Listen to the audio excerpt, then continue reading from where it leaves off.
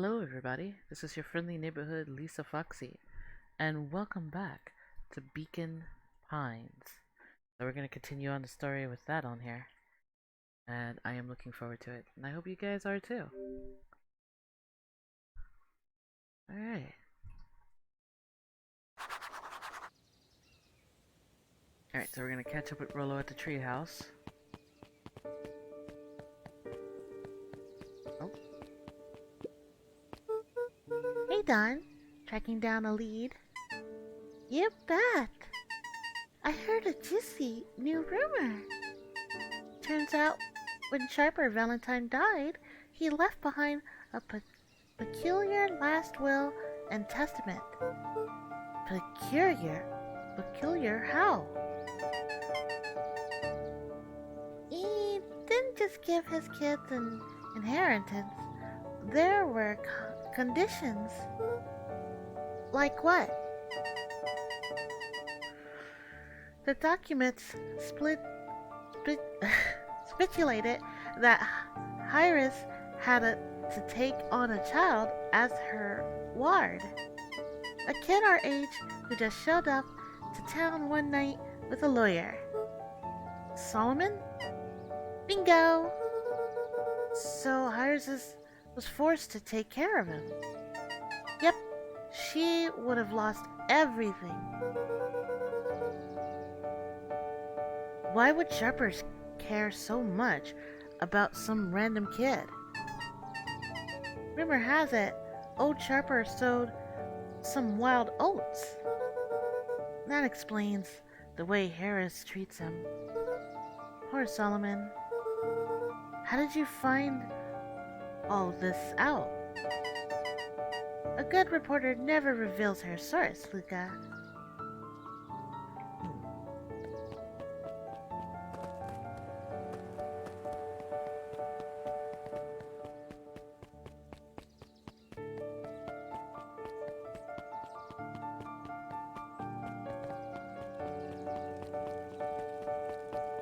she's still out here reading. He met his old friend's eyes and greeted with nothing but ice-cold anger. Heavens! This is no time for fractured friendships. Oh my.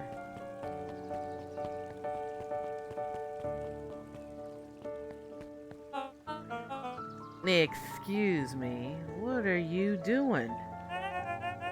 Just locking up for the night, sir.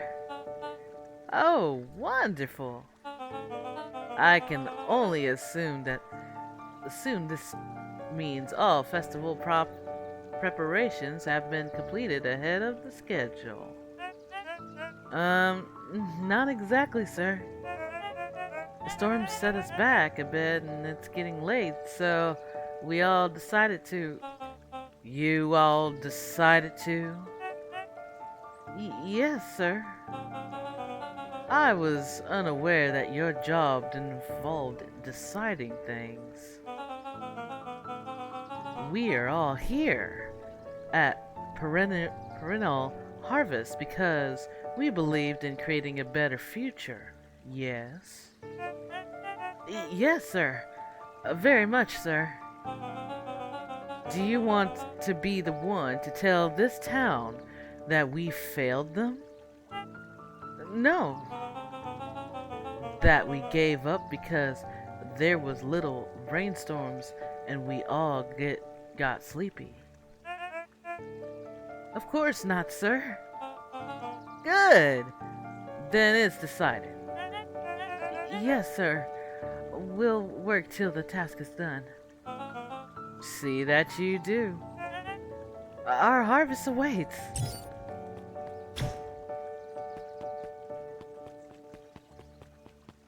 My.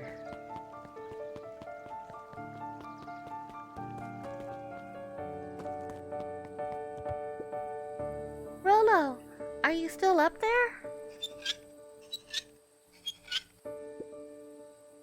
I'm sorry. Rollo isn't accepting visitors at the moment. Come back. Never. Luca had only ever heard him speak in this stiff yet gentle tone a few times. And it always meant one thing. You're upset? Oh, what makes you say that? Maybe because my best friend abandoned me for no reason. I didn't abandon you. I'm just a little late. Rollo scoffed. The rain held me up. Liar! You weren't even home. What? The storm got bad and I got worried. So I went looking for you. Imagine my surprise when I made it to your house and you weren't there. I hadn't made it back yet. I'm not a fool, Luca. It doesn't take all day to deliver some jam. No, the storm rolled in out of nowhere. And I got stuck after diners at Beck's. Lucas stumbled on his words, knowing he'd said too much. Beck? Dinner? What the heck is a Beck? She's the new kid in town. She actually kinda cool. You'd like her. She needed help convincing her parents that she's made new friends. New friends? I spent all day waiting for you. And you were off making new friends? It's not like that, Rollo. You know, while I was waiting, I made some upgrades to mission control.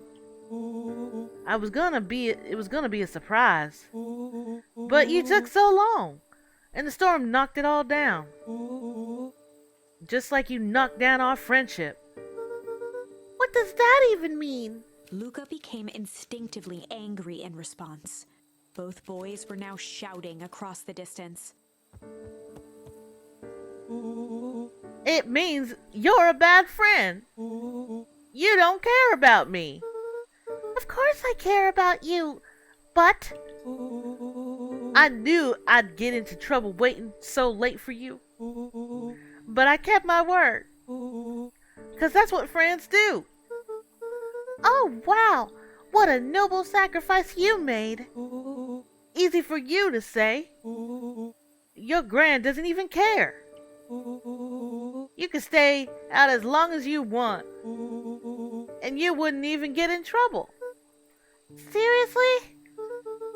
You're acting like I chose this. If you think what you think, That's what you think. That's what I meant to say. But anyways, then maybe you're the bad friend. Rollo's tone changed to a calm, yet more intense anger. maybe Paul is right. The storm brings more than water. This one brought out the real Luca. Stop quoting your pa's nonsense like it means anything. Yeah? Well, at least my paw's still around. The words hung in the cold night air. Rollo's stomach dropped, knowing he'd crossed a line. But it was too late. Luca, good night, Rollo. Dang it.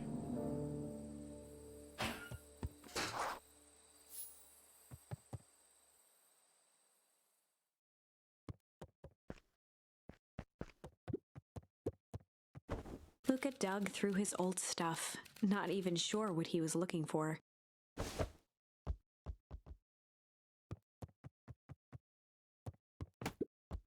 Rollo. What a jerk. Call me a bad friend. Oh, I'm Rollo. Look at me and my amazing family.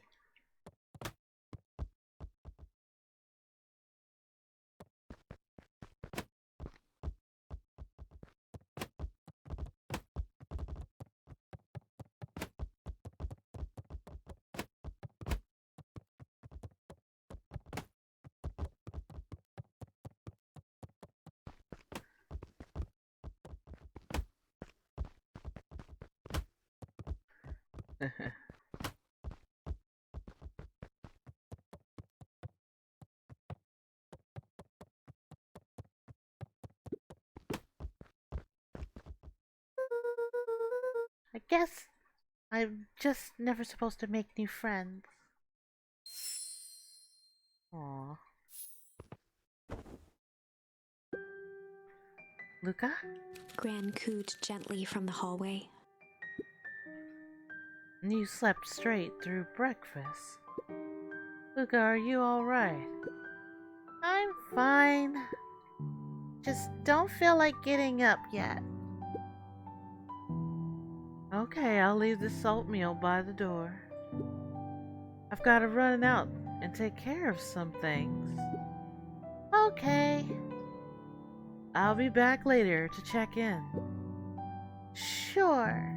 Luca just wanted to be alone. He waited to hear the sound of the front door closing.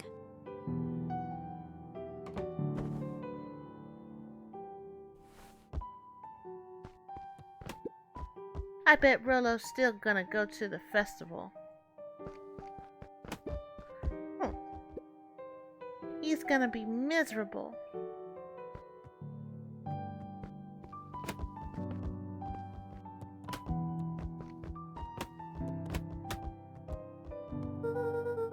If Rollo thinks I'm still going to the festival with him, he can shove it.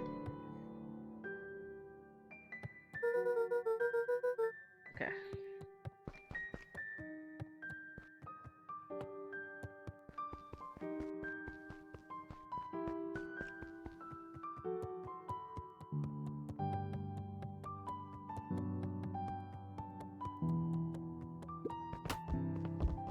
Luca dozed off again. Angry. Luca, I see you didn't eat your oatmeal. I wasn't hungry.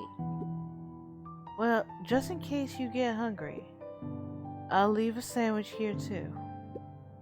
Thanks. Rollo came by. What did he say? He wanted to talk to you. What did you say? I told him you weren't feeling well. Good. So your plan is just to sit in your room all day? Pretty much. Well, I need to pop away again for a minute. If you decide to end your pity party and go outside, I think it'd do you some good. Noted. Luca still couldn't bring himself to go out. Besides, if he ran into Rollo, he'd have to actually confront the situation.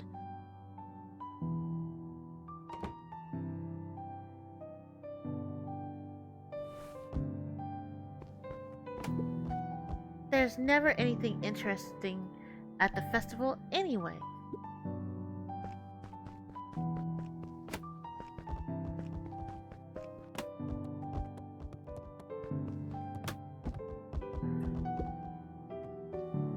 The Adventures of Hank Atomic.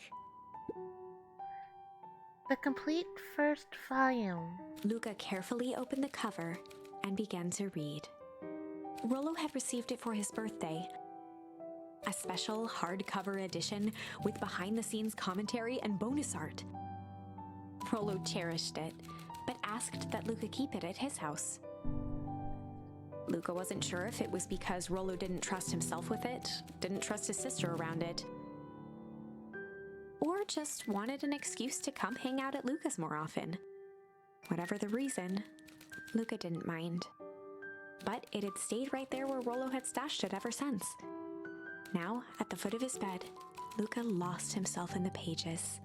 He'd read it all before, but at this moment, it somehow felt sentimental. He was well into issue number 5 when he heard soft footsteps from the hallway.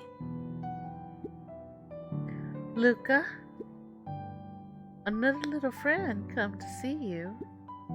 A girl named Beck Modwell. She said you've met yesterday. What did she say? Is she here? She was just dropping by. I told her you weren't taking visitors today. Oh, She seemed nice.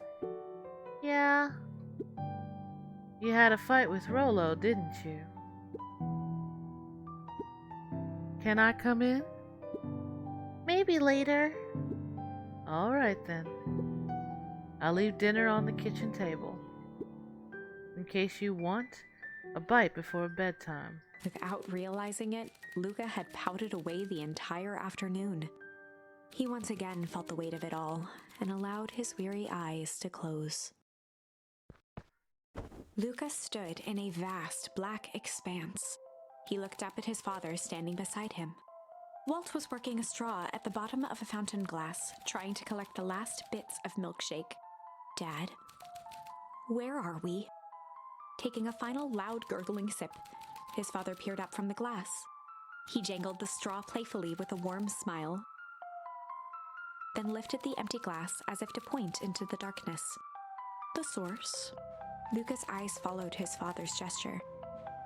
In an instant, he was sitting in front of a blazing campfire. Across from him sat a large figure in a yellow hazmat suit. The figure's voice was a scratchy echo. Well, if it isn't the man of the hour. Make yourself comfortable. Luca held his shivering hands over the flame to warm himself. It doesn't work that way here. Their yellow-gloved hand pointed to the base of the flame. It's a cold flame, see? Luca peered at the base of the fire. It wasn't wood that was burning. It was Beacon Pines itself. Tiny buildings, freezing and crumbling as they were consumed by flame. Luca could see small shadows moving in the burning city. People. Luca leapt to his feet. We've got to help them! The figure gave a dismissive wave of their hand. Why waste energy helping people who can't even help themselves? The figure bent down to examine the panicked crowd as they desperately tried to stop the flames. They only care about what's right in front of them. Not like us. Luca's voice was a trembling whisper. Us? The figure slowly stood up, grabbing its helmet with both hands. With a jolt and a twist, the suit emitted a gasp. A cloud of torpid mist escaped, slowly revealing the face within. Luca's own face looked back at him. Older, worn, distant. The sensation was oddly familiar, as if he'd caught his own reflection by surprise in the mirror. The doppelganger smiled. I tried to help once. He gestured towards his face. And all it got me was this. Lucas staggered back. You aren't me. Luca felt a hand catch his shoulder. His father was there again, beside him. Every choice sets us on a path. This is the end of one of your paths, son. Luca watched his older self shake its head ruefully, its face twisting into a cruel grin. Well, Dad, if you wanted him to see this, far be it from me to disappoint. Luca watched in shock as the figure took a confident step forward and plunged into the flames. In a flash of cold light, he was gone. What does all of this mean? Luca felt a reassuring squeeze on his shoulder. Just remember, why we choose matters just as much as what we choose. Luca woke up to see a hazy figure at the foot of his bed, silhouetted in the morning sun.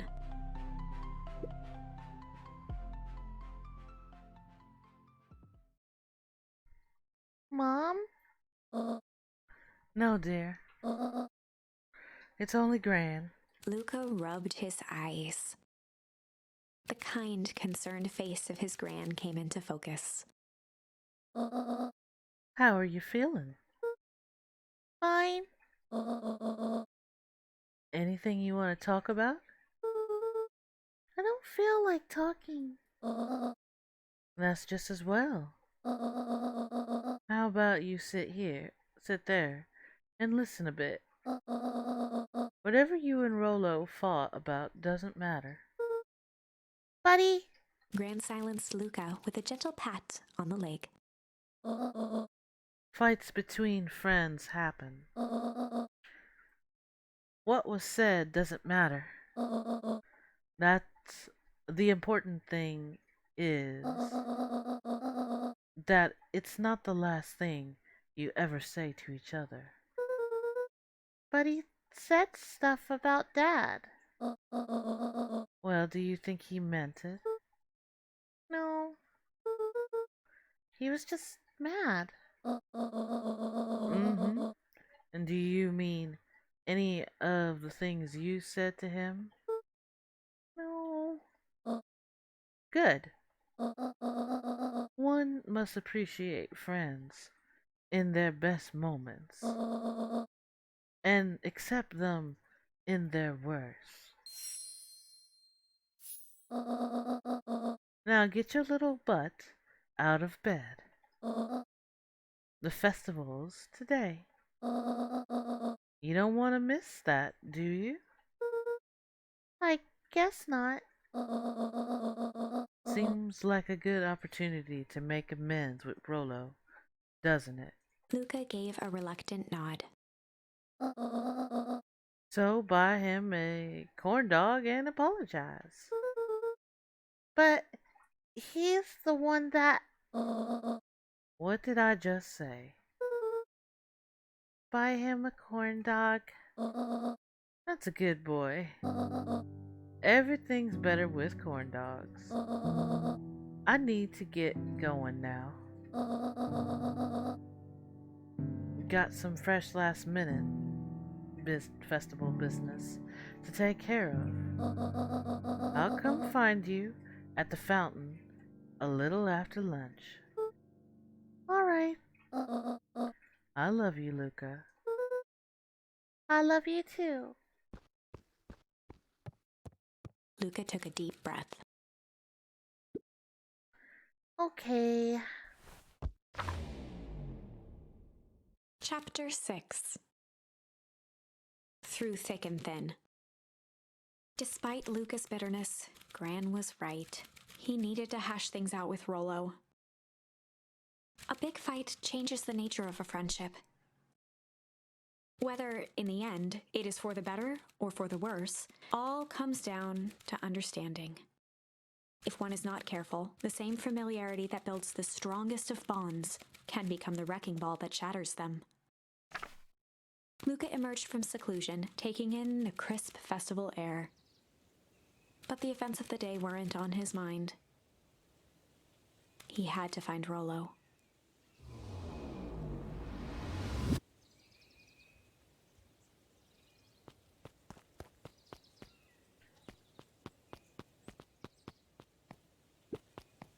There you are. Luca. Rella wanted me to tell you something. What is it? Roxy rolled her eyes, shaking her head. Ah, a space adventure, though you needn't buy it. If ye be brave, go somewhere quiet. Uh, Roxy, I don't. It's a riddle, Luca. My goofy little brother wants you to find him. Luca looked down and kicked at the dirt. Look, I know you two had a fight. The only thing more annoying than my little brother is my little brother without his best friend. So I'm doing him this one favor. Now I need one favor from you. Whatever it is that went down between you two, squash it.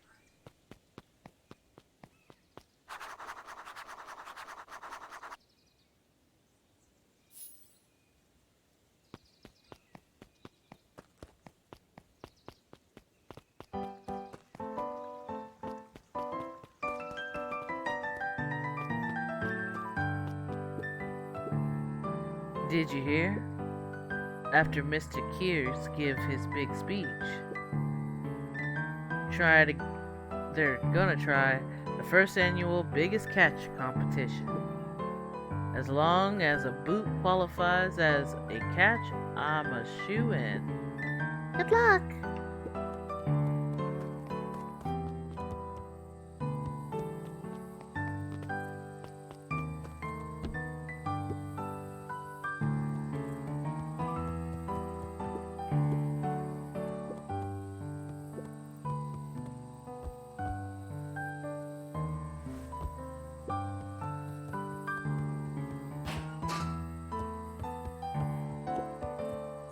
looked up at the satellite dish.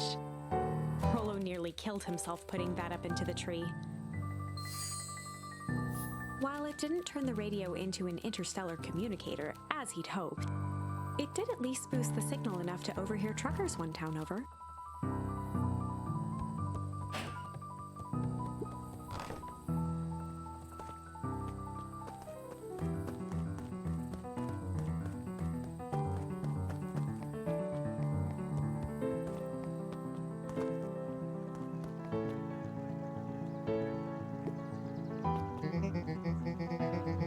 I don't know who Perennial Harvest thinks they're impressing with his ridiculous festival.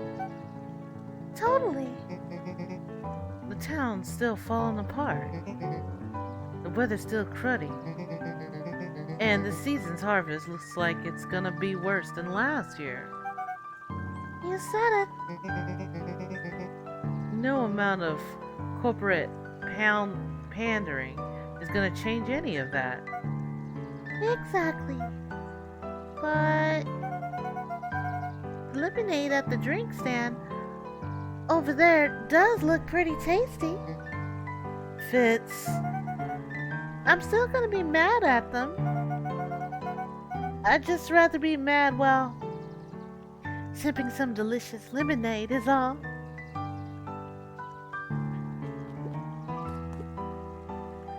How's it go, the beetle hunt? pretty rotten. I haven't seen so much as a excavate. And it's not just the beetles. This morning I couldn't find any critters at all. It's like everything that buzzes or skitters just packed up and left. I'm sure they're out there somewhere. Maybe all the commotion of the festival just spooked them. Yeah, maybe that's it. Welcome to our festival. Don't forget to come back later for Mr. Kier's speech. The Perennial Harvest Festival sign reveals. You don't want to miss it.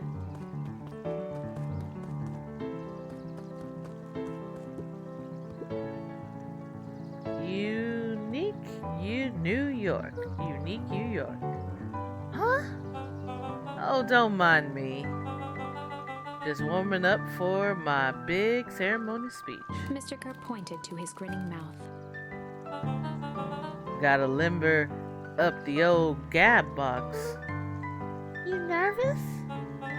Oh, heavens no. Well, break a leg. Give me a...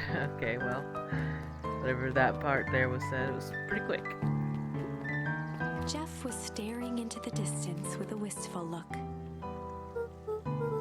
Hey, Geoff. Everything alright? Yeah, everything's fine. I mean, used to be fine. Just ain't these days, you know? I really do, actually. Jeff turned to Luca with a furrowed brow, then gave an understanding nod. You do, don't you? For a moment, the two now shared that same wistful gaze.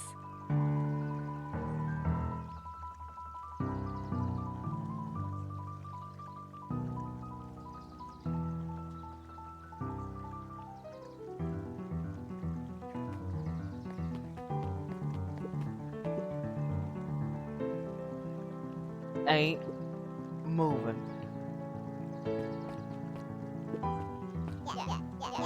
Ha ha ha. Every single time. Yep. Wait for it. Unexplained sounds once again. Noted.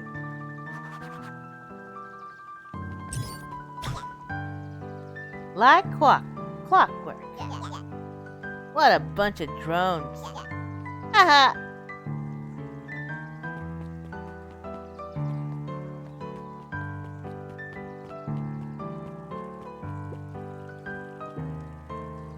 a most welcoming of welcomes.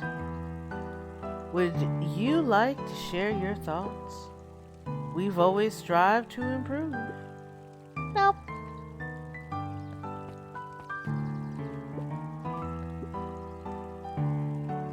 This is the first time I've seen this many smiling faces since the foul harvest. I had my doubt about perennial harvests, but I must admit they do put on a nice party.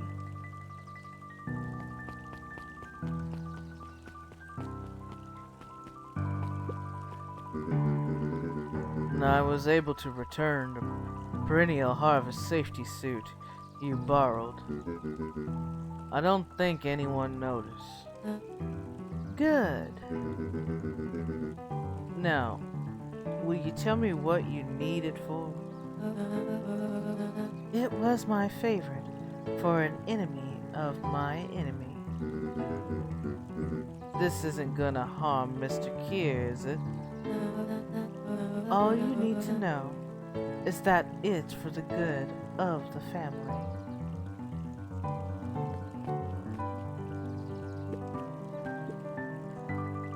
Piper, you're actually taking a break from studying?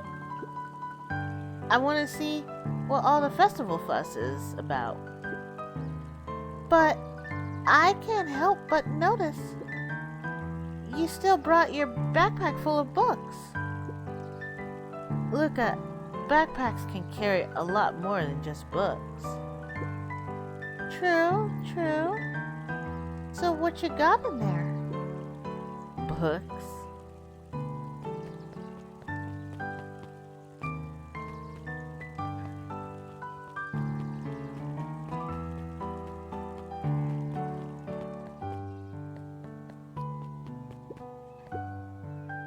Hiya, Luca. How's Griffin doing? What? Oh, nothing. Zariel became flesh. Just pretend I didn't say anything.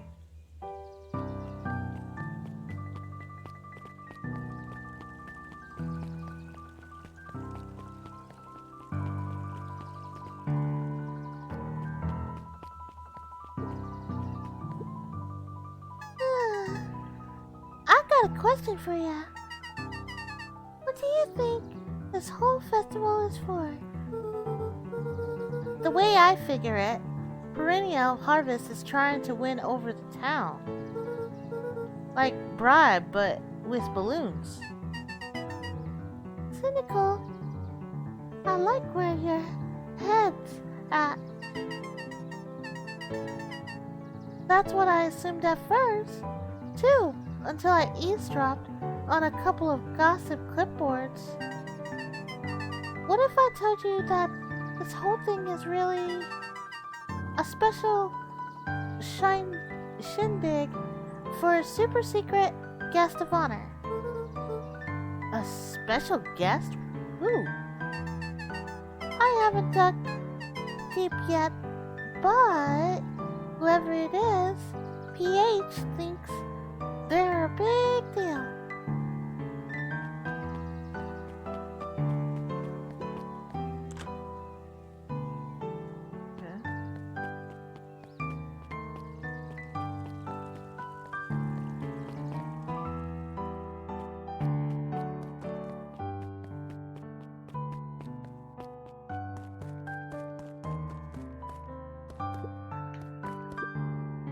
Hey, Luca. So you done at the library? Huh? Oh, nothing. Griffin looked away suspiciously. Nothing at all.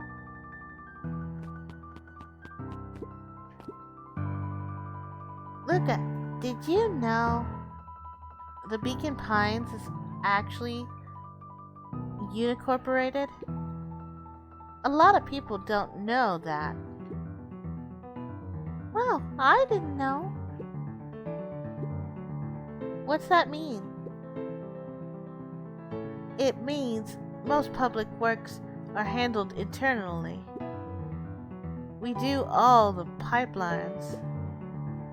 the water treatment, building regulations. That's great. Consus talking. Energy service.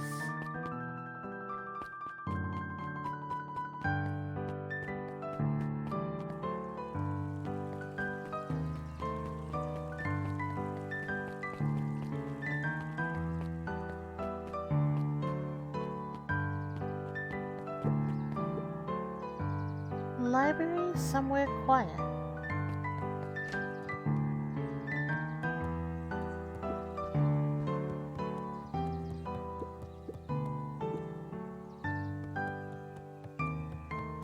Oh, I see.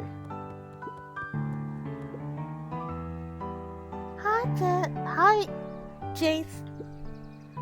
Still working through the newest Hank Atomic? You know it. Some fantastic canon towards the end. Did you know Hank Atomic Shrink Array doesn't technically shrink stuff? It uses inverse quantum particle decay to literally grow an entire universe around an object, leaving the object unaltered.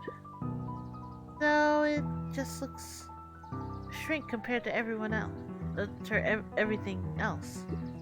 Bingo. That's wild. But Jace? No spoilers, please.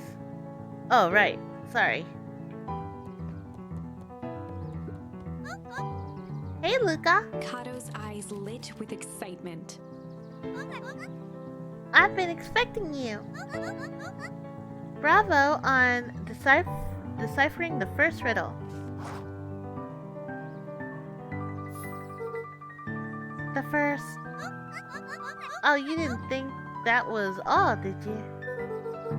Rolo does go all out, doesn't he? Kato straightened up and cleared his throat as if preparing to sing. Aha! On planet Farpool, you may take issue. When the fifth king dies, you need a tissue. Kato stared at Luca eagerly. Get it? Want me to tell you? No, it's okay. Let me figure it out. Alright. When you find it, bring it here to be verified. And if you decide you want a hint, the offer still stands.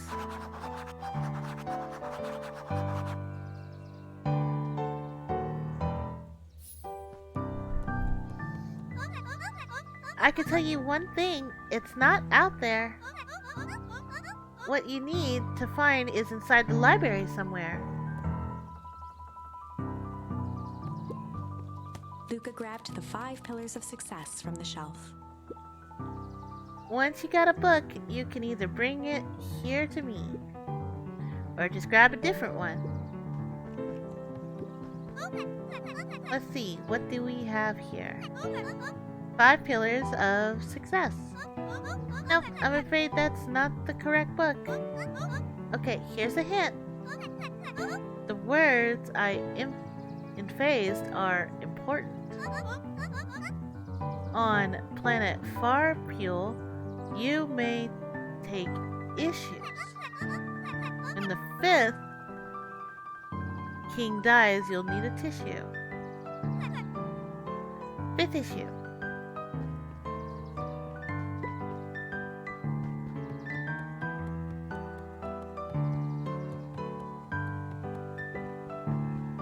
Luca grabbed the issue with self-help, a helpful guide, from the shelf. Luca grabbed 500 meals for one big pot from the shelf. Let's see, what do we have here? 500 meals for one big pot. Nope, I'm afraid that's not the correct book. One more hint. You need to bring me the correct issues of Hank Atomic. They're on the 2nd floor of the library. Luca grabbed The Adventures of Hank Atomic, issue number 5, from the shelf.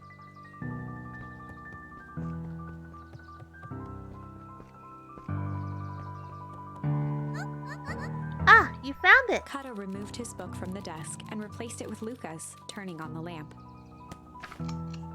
As he slid the book under the purple light, 2 words glowed.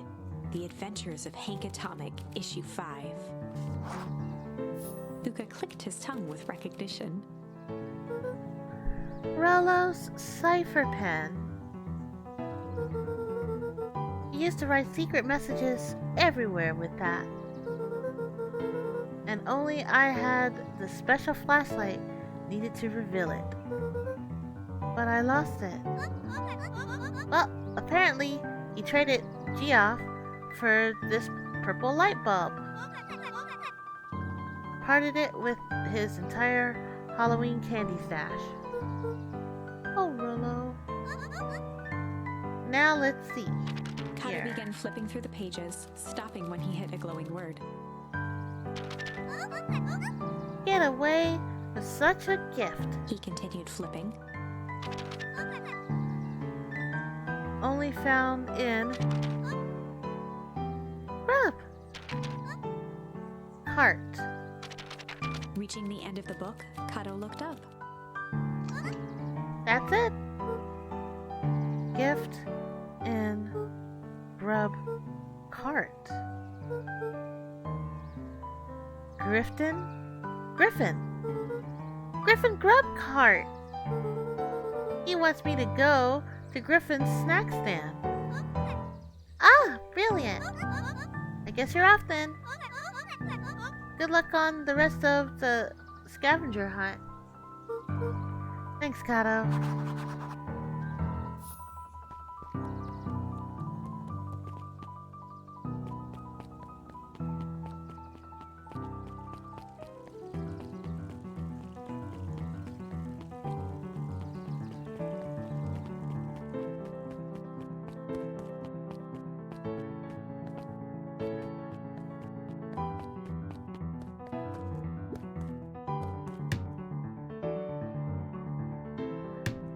Melon knocker.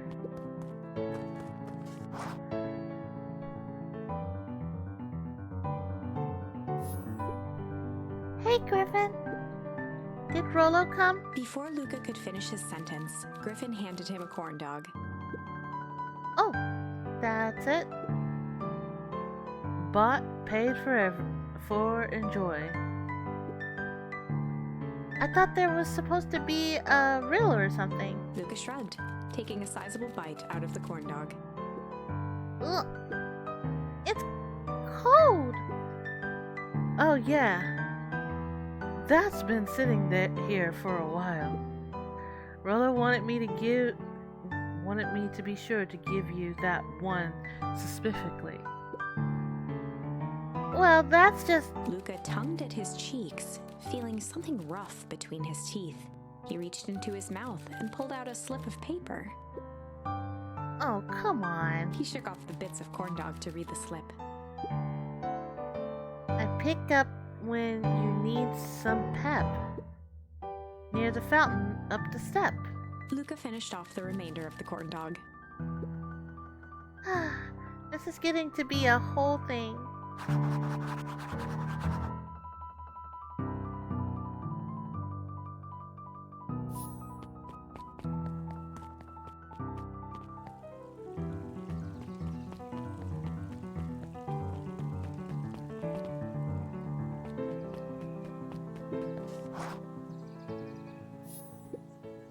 There you are, Luca. There's no way I'm actually doing this. It's way below my pay grade. Oh, come on, Big Stiff. Let the kids have some fun. Fine. But Rollo owes me one. Lumi waved his hands around sarcastically as he began. What takes flight but has no wings, your final task of friendship brings. See, that wasn't so hard. I feel cheap somehow. I think it's sweet.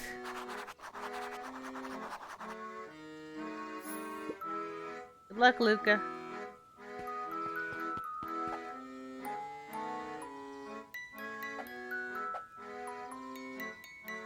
It takes flight but has no wings. Your final track task a friendship brings. Oh, Hey! hey, did you find the comic book? Yep. And you got the corn dog? Yeah. Well then, I know it doesn't make up for what I said, but here, you earned this. Rollo sheepishly handed Luca the balloons.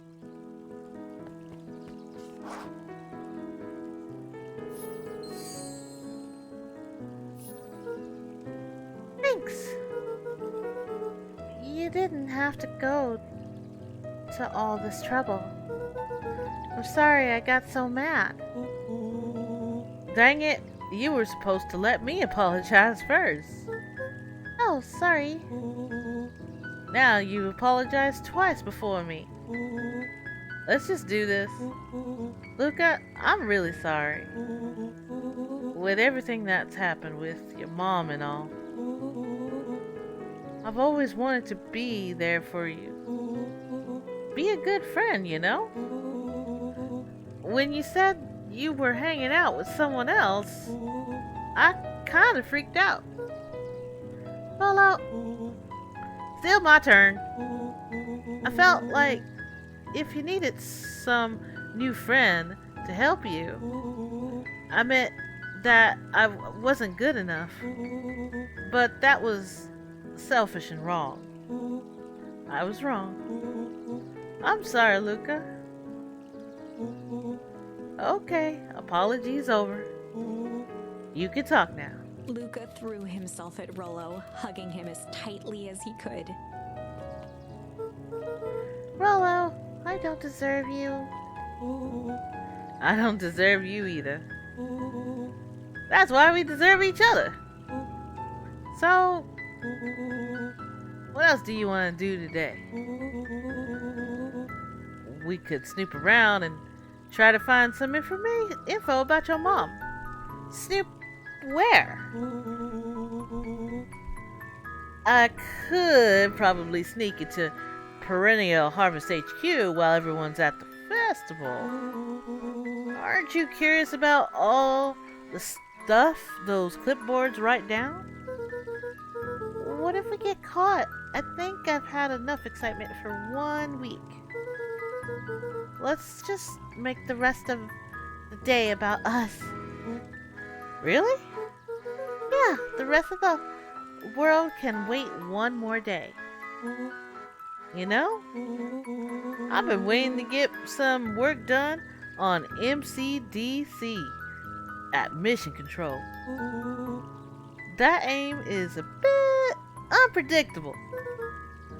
That sounds perfect.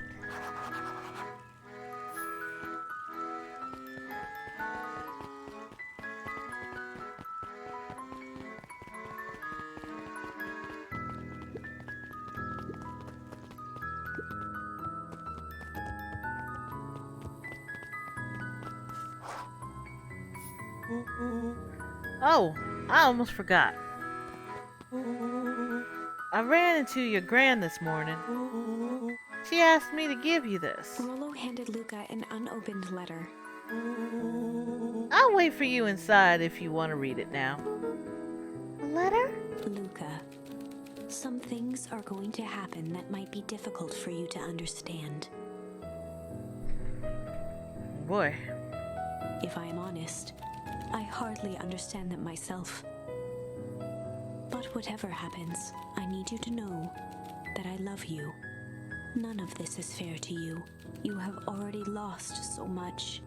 We both have. I wish there was a simpler way forward. But if there is, I haven't thought of it. God knows I've tried.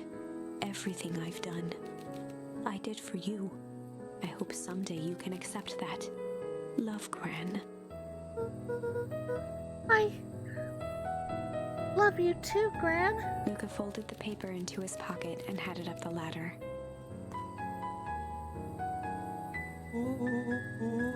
what's up with that letter? Anything you want to talk about?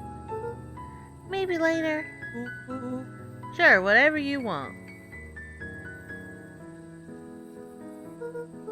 You know, you really didn't have to go to all that trouble just to apologize. I know, but we've been looking forward to the festival for weeks.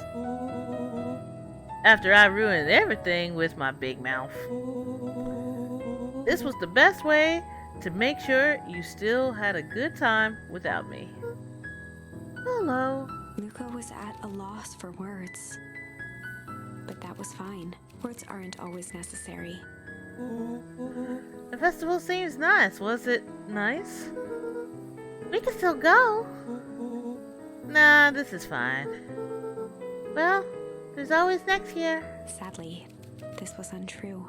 A distant rumble shook the treehouse. Huh? What was that? Oh man, we missed the fireworks. It was not fireworks. It was something the boys couldn't possibly comprehend. Something as old and cruel as time itself.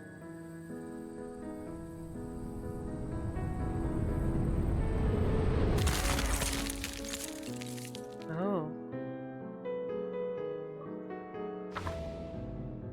It froze some. A shockwave of cold tore through the room.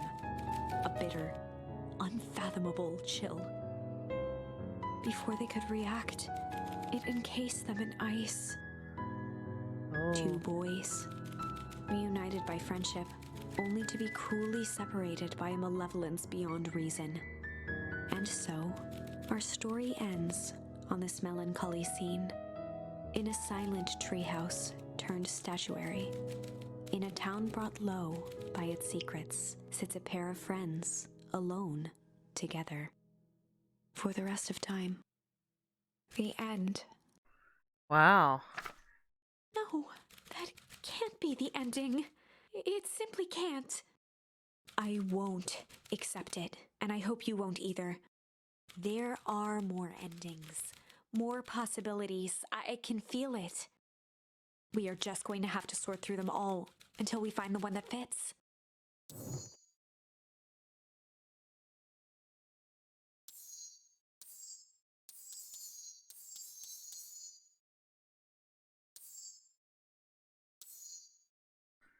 Okay.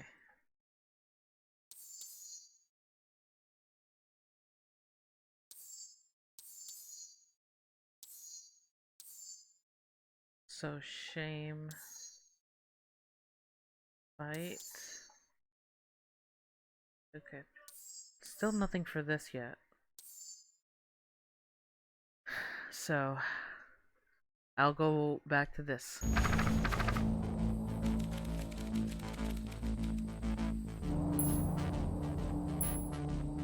Flight. Luca drew himself up and decided to take the only option they had left. Flight.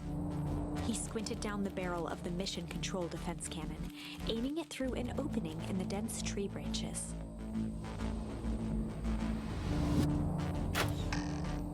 He looked up with surprise as it struck true and taut. Wow, I can't believe that worked. Hey, Mr. Kerr. We'd love to hear your thoughts. But I'm afraid we have places to be. Come on, Iggy. See ya, jerks. Ah, fine. We know where that leads them. This way, we'll take the tunnels. Luca and Iggy winced as they sprinted through the thicket. The branches clawed at them, reluctant to give passage. After what felt like a marathon, Luca stopped in his tracks as they reached the clearing. What the? That was all he was able to say before Iggy slammed into his back. The boys tumbled down a steep decline and crashed with a wheezing thud on a surface as hard as ice. In fact, it was ice. Chapter 5. Signs. They stood silently, catching their breath. The sky was like sapphire. With each breath, a plume of steam escaped from Luca's lungs. Let's keep moving. Luca pulled Iggy to his feet as they gazed across a snowy terrain.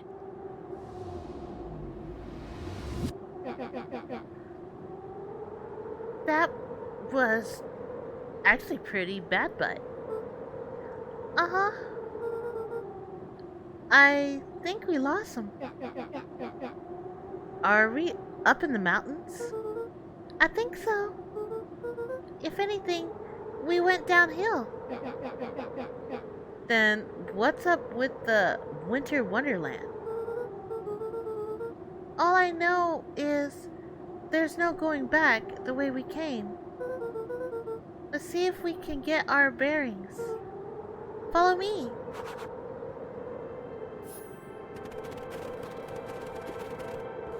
A disc of smooth metal was lightly covered in snow. Two faint seams were visible along the surface. A manhole cover? If it is, I've never seen one like it.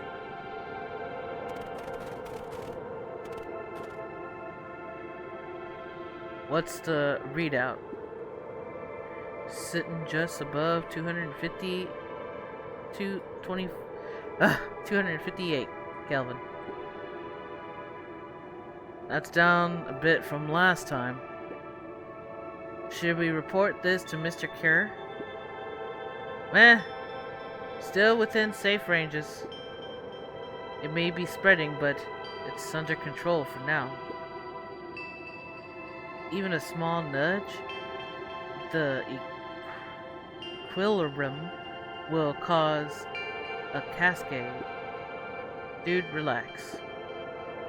Just a few more sites to hit before we can punch out. Let's get this over with.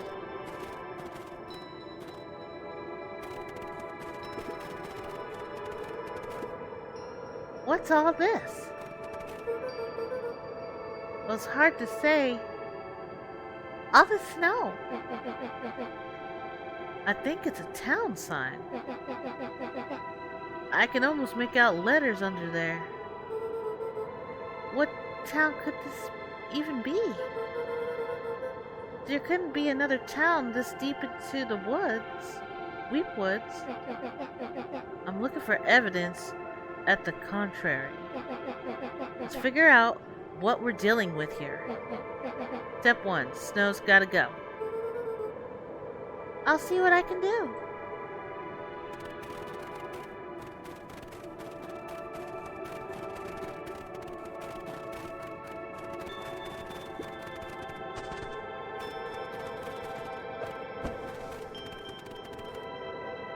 Beacon Pines. The boys stared in disbelief at the sign that now clearly read, "Welcome to Beacon Pines." This doesn't make any sense. We're in Beacon Pines? How's that possible? We ran away from town. How did we get back here? I guess we gotta turn around? Where did all the snow come from? Well, it's been colder than normal lately. That's a pretty big difference between sweater weather and article hellscape. The puddle we fought at before. It was cold too. Maybe all of it leads to one source. You think it's related? What the hell's going on? We're gonna get you some answers. Let's keep going. Moving. Okay, so what's... Luca! Luca, are you there? Luca had almost forgotten the walkie-talkie he was carrying.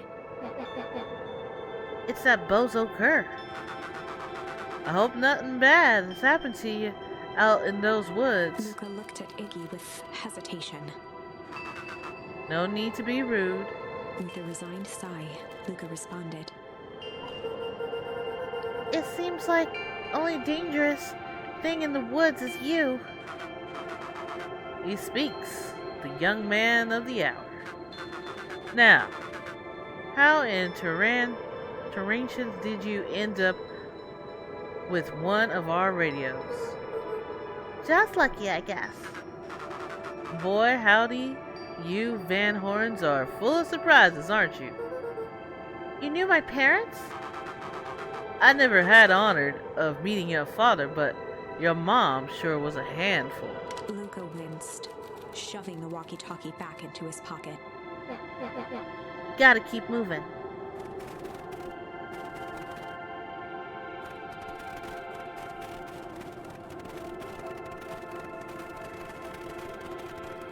There's two places I'm quite curious about.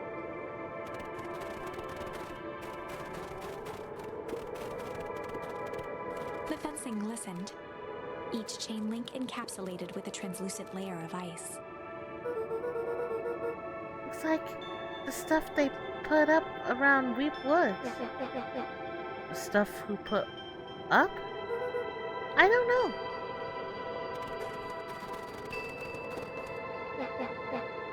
It's all frozen. Looking down at the frozen stream, Luca could faintly see a school of minnows encased in the ice. Whatever happened here, it happened fast. The fish didn't even have time to run. Or, swim.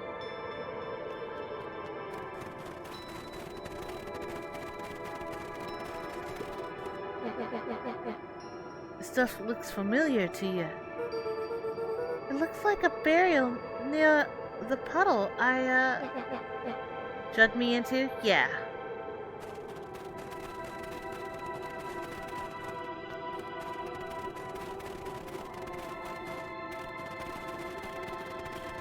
The crunching of footsteps trailing Luca went hush.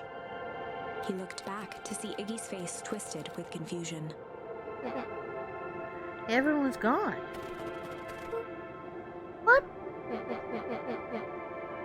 There's nothing here but more snow. There must be an explanation for all of this. You have to keep looking. You can look all you want. I quit. Iggy, we have to keep going. You don't get it, do you? This isn't one of your pathetic Hank Atomic stories. We aren't going to save the day.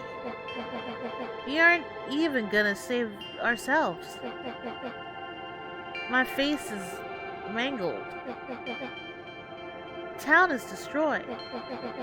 And everyone knows, and everyone we've ever known is gone. We don't know that.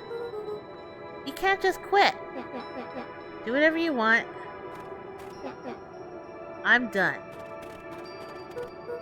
Iggy, it's gonna be okay. Luca peered upward at the darkening sky. He let out a long, foggy breath. Faintly, Iggy began to cry. Seeing Iggy in such a pathetic state gave Luca a sense of compassion and more than a little guilt. It is getting pretty late, I think. Probably not a great idea to stumble around in the dark anyway. Luca allowed himself to collapse next to Iggy. Let's just rest for a bit. The boys huddled together for warmth and comfort.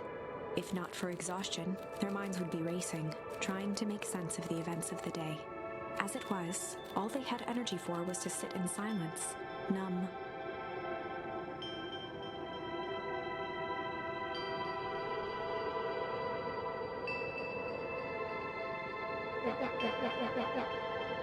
The way the snow covered everything over, it's kind of calming. Yeah. I haven't had time to say it, but thanks. Huh? For getting us away from those creeps. Sort of froze up back there. Iggy, I should be the one apologizing. This all happened because I lost my temper. Nah, that's bull hockey. First, all y'all... First of all, you don't know what the gunk would do. You didn't, right? Of course not. And second, stop with this baloney about losing your temper. But I did lose my temper. Iggy motioned sarcastically to his half-deformed face. Obviously. But that's exactly what you should have done. Huh? I was being a horse butt. You were supposed to be a horse butt in response. Excuse me. That's how it works. Icky, I'm having a hard time following. You wanted me to fight you? Of course. Geez, ya goody-goody types takes forever to understand this very basic point. Why would you go around saying cruel things, trying to get into fights? Iggy shrugged. Something to do. You're a butthole because you're bored? Sometimes I just feel empty. You wouldn't understand. You and Rolo are always having a blast together. Laughing, calling the dinky little treehouse mission control. Iggy now wept openly. Perfect little Luca Von Horn. With his perfect little life. My life is not perfect. Everybody in town likes you. Not everybody. Hell, that new girl hasn't even unpacked yet, and even she already likes you. You have Tish. He wiped his nose with a sleeve. I love Tish. Tish is great.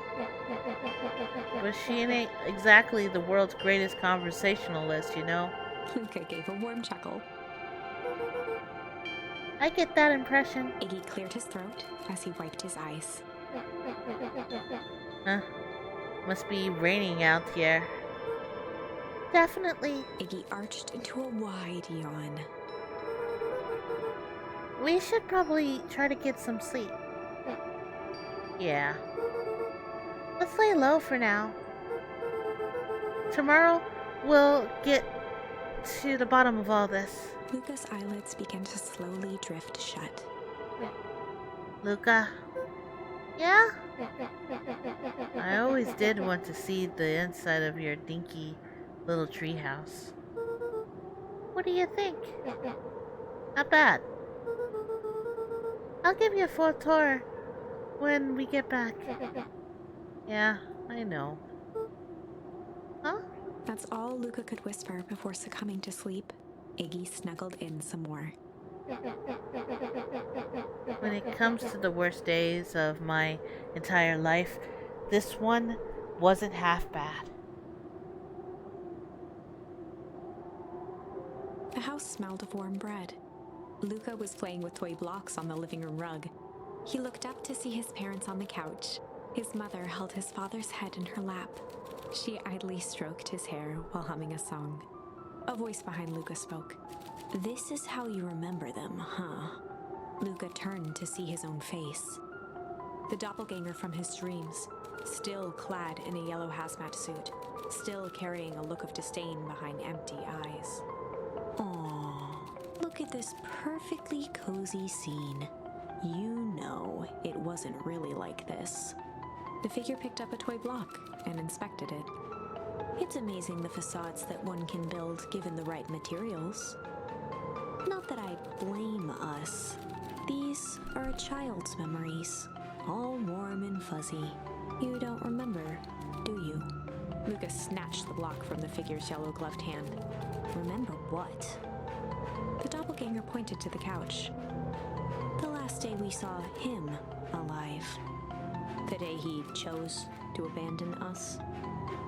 Luca turned to look at his father, still lounging on the couch. "That's not true.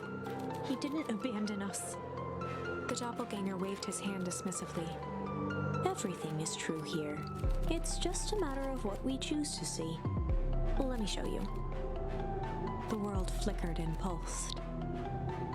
Luca was sitting next to his bed, listening to his heartbeat with one of his dad's stethoscopes. The doppelganger limped into the room. No, now, we both know that's not how this went. He grabbed Luca's hand and guided the stethoscope to the floor. Luca heard muffled shouting, brought close by the stethoscope. It was his parents, fighting. Do you remember what we did next? Luca gave a slow nod and crept down the hall to peek through the banister. He could see the outline of his mother at the bottom of the stairs. Damn it, Walt. We can't afford to get involved in this. She was scared. His father stepped forward. What am I supposed to do? Just watch? There's a sickness in this town, and we both know who's behind it. I swore an oath to help people. I won't turn my back on them. Luca's mother grabbed Walt. She was crying, pleading, I can't lose you. Walt calmly removed Eleanor's hand from his shoulder. What's right is right, and what's wrong is wrong. I could never live with myself if I let Sharper get away with this. Eleanor raised her voice. Spare me your bullshit platitudes. What about our son? Luca flinched, dropping the stethoscope down the stairs. Walt turned with a panicked smile. Luca, is that you, buddy? With tears in his eyes, Luca descended the stairs. Mom? Dad? What's going on? Walt dropped to a knee to meet Luca eye to eye. Nothing, buckaroo. Your mom and I just got a little overexcited is all. Luca placed the stethoscope against his father's chest. His heart was racing. It sounded like you were going somewhere?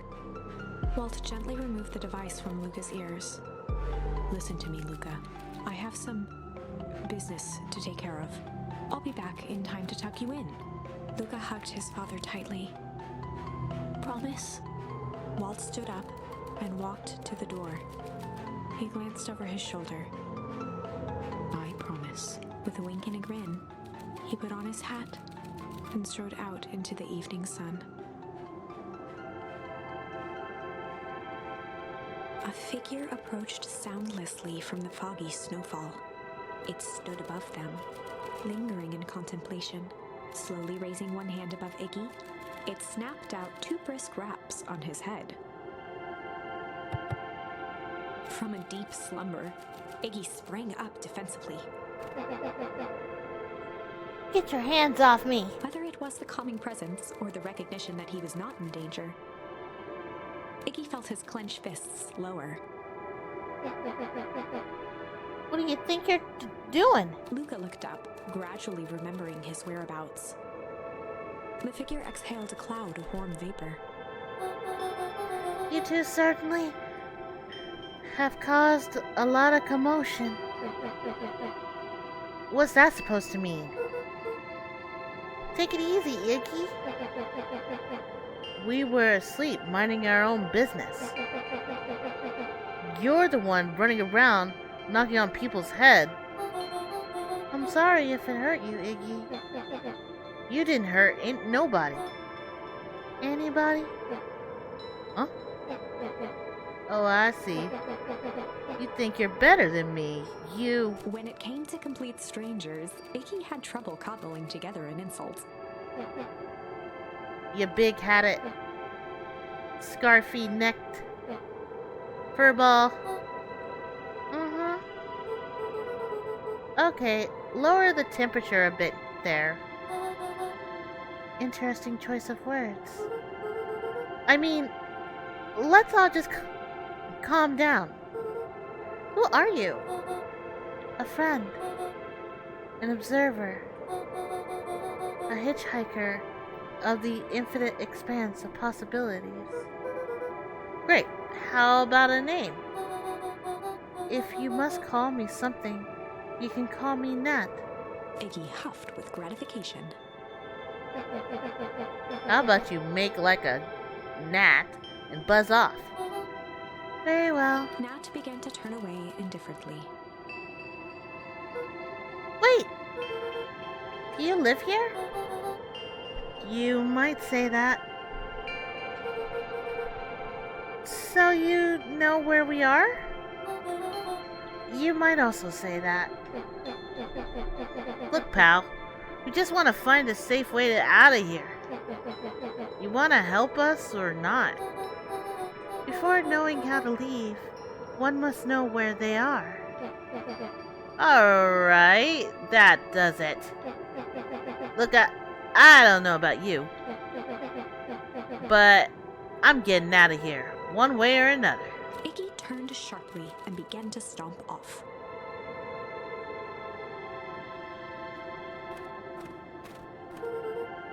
Enough with the riddles. Iggy, wait up!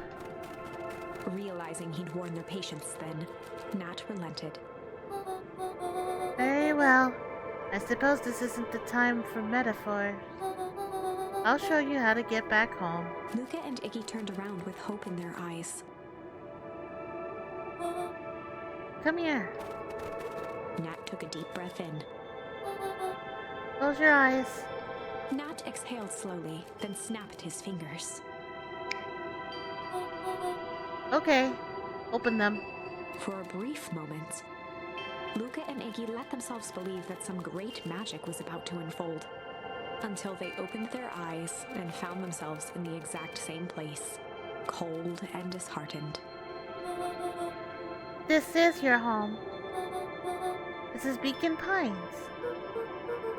Look, Nat, we don't know how we got here.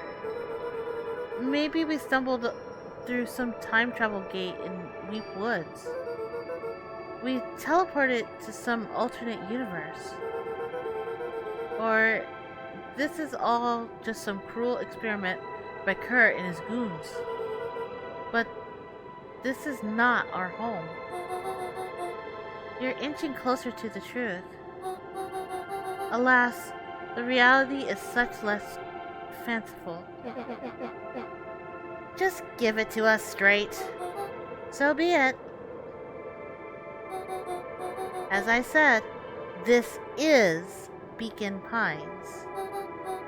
The original true Beacon Pines.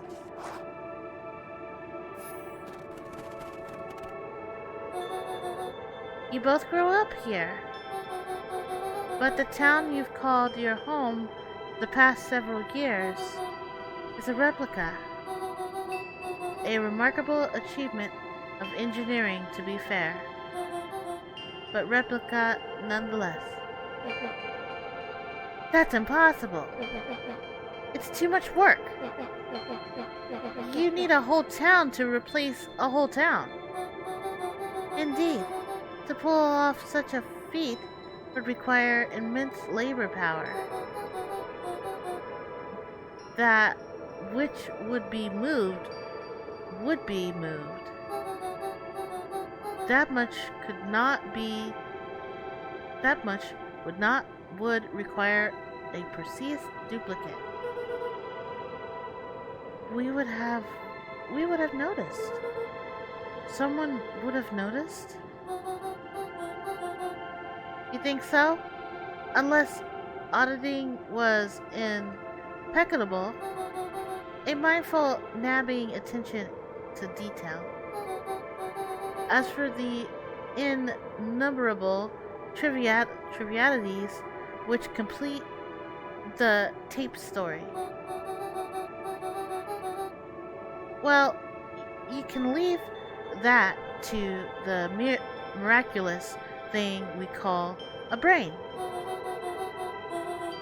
It has revealed aversion to this community, a resolve of even. The brain has wonderful ways of smoothing out the rough edges, keeping us sane. Luca and Iggy looked around uncomfortably. So, you're saying that someone made an entire new town and moved us all? No one noticed? Precisely. But why? Why is the question that can never be answered with certainty. The best ones can do is to uncover. Nat narrowed his eyes, furrowed his brow, and uttered, The source. Why did you say the source like that? Why indeed? Luca began to laugh uncomfortably. It's all ridiculous. There's no way they could. He looked down at his feet. His eyes darted back and forth in contemplation. With a sudden pain, a thought struck him. If this really is home. He sprinted off into the pale distance. As Iggy turned to follow, Nat called out, Iggy! It isn't too late to turn back. Simply head west through the wheat woods.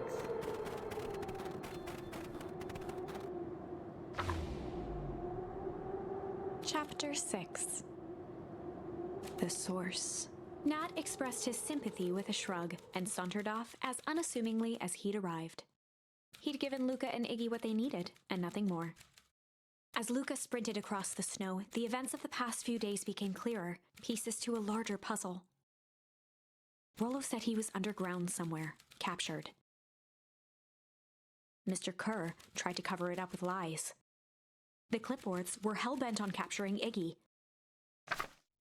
It all seemed to point to perennial harvest.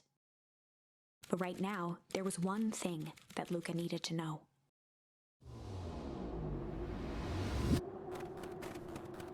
Luca stopped dead in his tracks. The tree was gone, uprooted and moved, leaving a raw gash in the earth. He dropped to his knees and dug wildly at the cold snow. His numb hands hit something hard. A dry whisper escaped Luca's lips. You're here. All this time I thought I was visiting you. But you've been here alone in the snow. Dad, I'm so sorry. They ruined your favorite spot in the world. Our favorite spot in the world.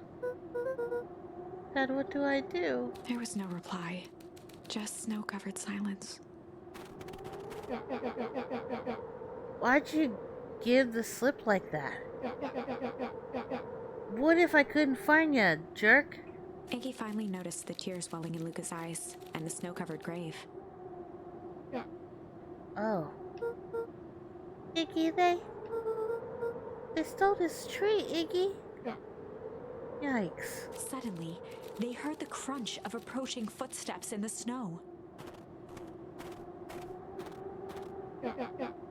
We gotta hide.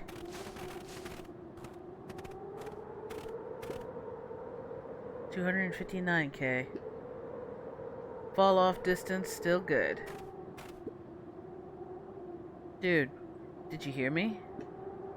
I said 259. Sorry. You ever think about what we did here? We saved a whole town of people. Doesn't feel like it sometimes. What about everything we left behind? The grave of someone with a family. The people who loved them will never know the truth. Truth is overrated. He bent down to scoop up a snowball and lobbed it playfully. Hey, don't be such a downer, dude.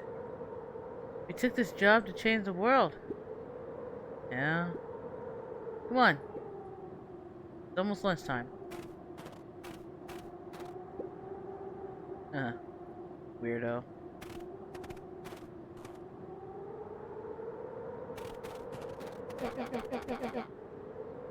Here, I thought I was a jerk. These dinguses are out here literally dancing on graves. Luca stuttered through heaving sobs. I thought I was visiting him. I thought he was with me. Not gonna lie, that's a bad break. Here's some Iggy advice. gave Luca a solid smack on the back of his head. Hey! Who's any of this helping? What? Sitting here in the snow crying like some pushover. Who you helping? Iggy, look what they did. They lied to everyone. Blah blah blah. Luca Van Hoor, you're a lot of things, but you ain't no pushover. What did I tell you before? When some jerk comes to you, acting like a horse butt, I should stand up for myself. oh yeah. Kerr and his merry little band of clipboards pull off this switcheroo for a reason, right? Nat mentioned something about a source. Luca wiped his eyes with a sleeve. Whatever's at the source must be awfully valuable to perennial harvests. So, would be a shame if something unfortunate were to happen to their precious source, wouldn't it? What do you have in mind? It's small enough to steal, we snatch it. If it's too big to snatch, we smash it. And what if it's too big to smash? Iggy flashed a mischievous smile and cracked his knuckles. I'm always up for a challenge. I'm gonna make this right, Dad, I promise. Let's do this. Alright. Wow, you guys got a little bit of extension here today. Oh. It can't get awfully cold out there in the woods, Luca. Probably best you two stay put and conserve your energy. Help is on the way. Where's Rollo? Where's my mom? Did you kill her? Oh, heavens no. Do I seem like a killer to you? Iggy and Luca shared a skeptical look. Well, do I? Aw, shucks, that hurts my feelings. Screw that guy. Okay. I'm going to stop here. I hope you guys enjoyed watching the gameplay. And I know I had fun too. So thank you guys again for watching. But if you like this, please remember to hit and smash that like button. And please do not forget to subscribe so that way you don't miss any more episodes. Excuse me, that is going to come out. But until then, I'll see you guys in the next episode. Bye, guys.